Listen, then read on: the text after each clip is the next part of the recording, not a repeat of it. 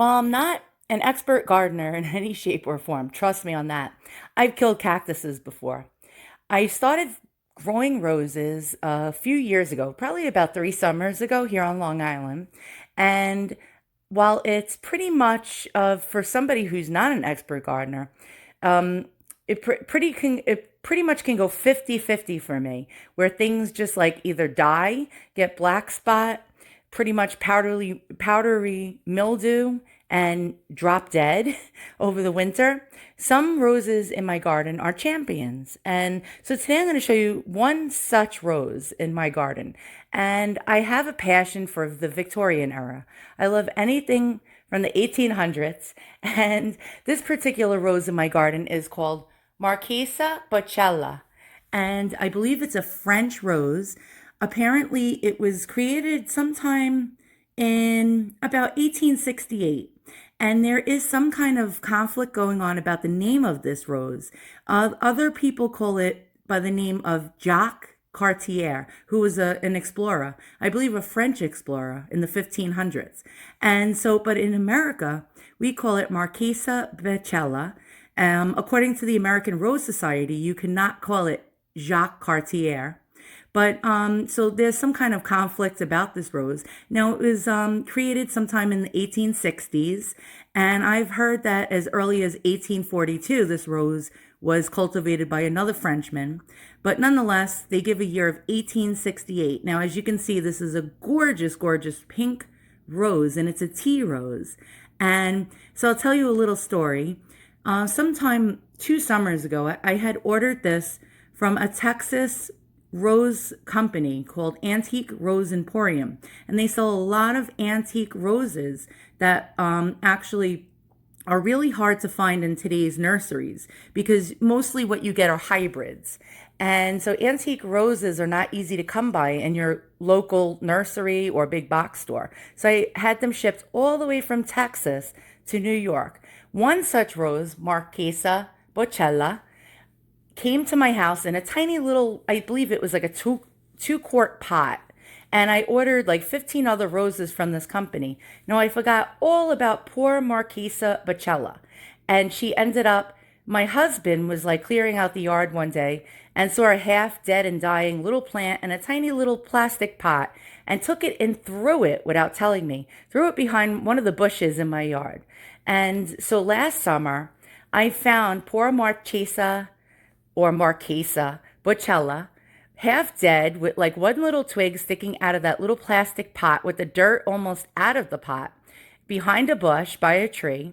And I put it in a bigger pot and babied it and hoped that it would come back to life. And this spring, here on Long Island, it's finally growing and growing like you would not believe in this big pot that I put it in. And I'm going to come and go outside right now and actually bring you over to this rose and show you all the leaves that are growing on it right now. And hopefully this summer I will have this beautiful, beautiful pink rose in my garden. So let's go take a stroll in my garden and take a look at Marchesa Boccella. So here is Marchesa Boccella, who is near death, almost like a season and a half ago. So I found her discarded in a tiny little broken 1 quart or 2 quart pot behind a bush next to a tree that my husband just thought it was junk and just threw it away. And she was like left with only a tiny little, like probably 2-inch little cane coming out of the broken pot with barely any soil in it. And I babied her. So I placed her in this big pot here and I filled it with really, really good potting soil. And so also the ingredients I used was kelp meal, alfalfa meal, bone meal. I used worm castings. I also threw a little peat moss in there. And I threw in something called Tank's fertilizer, and it's organic. I only like to use organic things for my soil. And then I also, believe it or not, you're going to laugh, I worked at a pet store. And I asked the girl that worked in the fish department to give me all the snail shells. So all the snails that died, she would retrieve them from all the tanks and put them in big plastic bags for me. And I had several pounds of snail shells, and I smashed them up into powder, and I threw them in the soil. And that's really good. I believe it gives them calcium, if I'm not too, unsure here. I'm not, I'm not 100% certain because I'm not an expert gardener. But nonetheless, look at her in all her glory. She's coming back right now, and she's leafing out this spring. She hasn't bloomed yet, but she has quite a few bit of buds already forming on her. As you can see, there's one here. There's another one right here. And she's got more over here.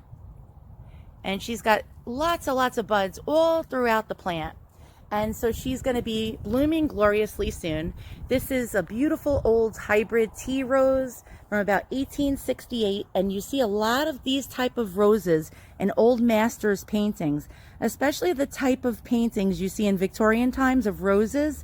These are the type of roses that you're seeing in those pictures. So nonetheless, I cannot wait for her to start blooming. And when she does, I'll show you a video of her beautiful, very delicate pink petals. And she's going to be, I'm telling you, I took such good care of her.